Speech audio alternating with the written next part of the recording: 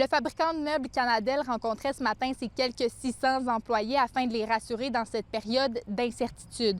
L'entreprise qui exporte une bonne partie de sa production vers les États-Unis. Son directeur qui prévoit qu'il faudra encore quelques mois avant de mesurer ses impacts, d'autant plus qu'on ignore toujours quelle sera la riposte canadienne. Et cette inquiétude-là, elle se fait sentir également dans l'industrie forestière en Haute-Mauricie.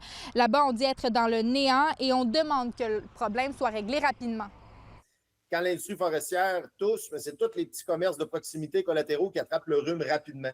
Donc, oui, il faut assurément voir la lumière au bout du tunnel, parce que c'est beaucoup de travailleurs qui vivent quand même de l'incertitude, puis ça a des impacts qui sont grands.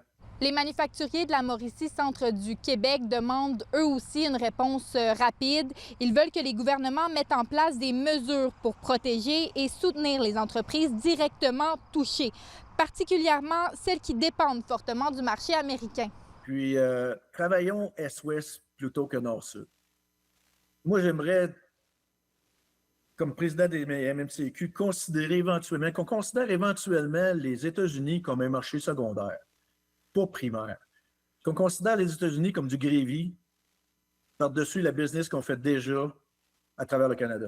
Il faut s'assurer qu'on vise de façon stratégique, ciblée. On ne veut pas d'escalade, mais d'un autre côté, vous savez, il faut quand même permettre à nos entreprises canadiennes d'être compétitives dans un contexte comme celui-là. À Ottawa, le gouvernement fédéral a justement déjà annoncé vouloir aider les entreprises canadiennes qui subiront les conséquences de ces tarifs. Et du côté de Québec, on a déjà annoncé de l'aide aux entreprises touchées. Ici Léa Lauzon, Radio-Canada, Louisville.